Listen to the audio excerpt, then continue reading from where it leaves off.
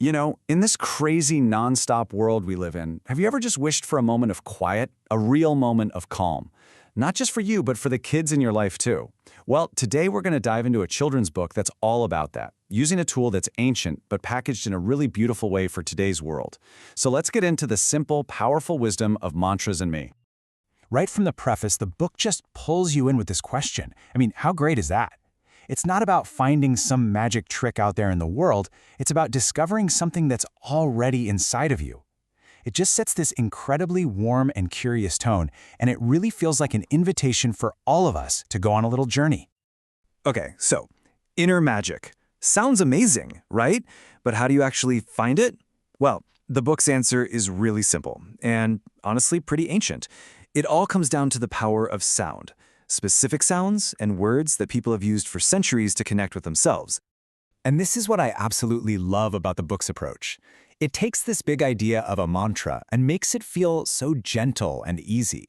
It's not some complicated thing you have to learn. No, it's a secret whisper, or maybe a powerful word, or even just a beautiful song. It's so smart because any kid can immediately get what that feels like. So that begs the question, right? If it's a secret whisper, what's the secret? What is it actually whispering? Let's get right to the core of it and look at how the book defines what a mantra really is. And there it is. So simple, but so powerful. Think about that for a second. It says these sounds help us connect with the goodness and peace that is always there. It's not about creating something new out of thin air. It's more like a tool to help us remember the strength and the calm that we already have inside us. Yeah, it's a really profound idea, which might make you wonder, why teach this to kids? Isn't this a little deep? Well, the book has a really clear and, frankly, heartfelt vision behind why this is so important, especially for young minds. The way the creators see it, this is kind of an antidote to, well, everything. All the noise, the speed of our modern world. The whole idea is to give kids a tool that grounds them, something that connects them not just to their own inner peace, but also to their cultural heritage. It's about building that emotional foundation early on. So that big vision, it gets broken down into a really practical, clear mission. First, make these sacred ideas gentle and kid-friendly. Second, help kids feel connected to their culture. Then, build actual real-world habits like mindfulness and gratitude. And maybe most importantly, it's about supporting parents and teachers, giving them the tools to talk about these big ideas without feeling lost. Okay, so theory is one thing, but what does this look like in the real world for a kid? How does it actually play out? Well, the book shows us perfectly through this wonderful little story about a boy named Veer. So meet Veer and his situation? Oh, we have all been there, haven't we? That feeling of pure frustration when you're trying to do something and it's just not working. For him, it's a block tower that keeps falling over. He's hit that invisible wall and he's just about ready to give up.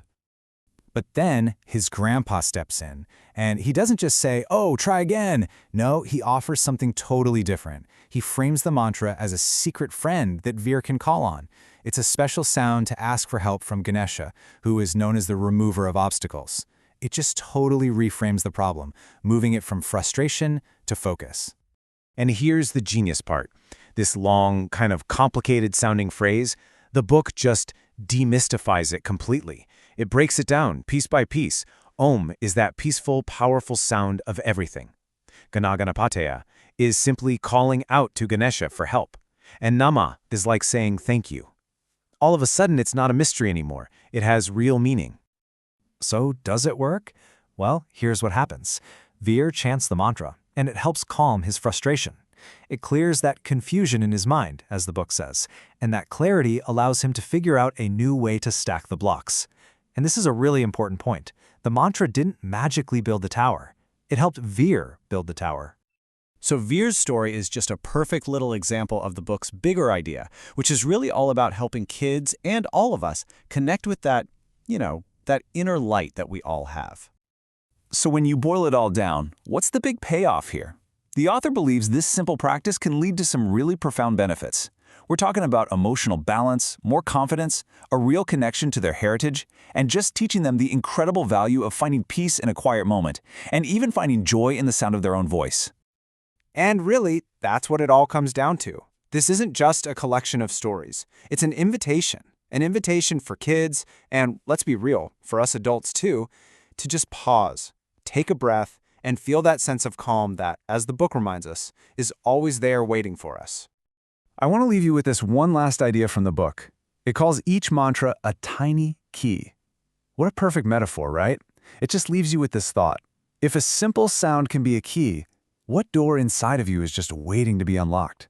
What goodness or peace or wisdom could you connect with today?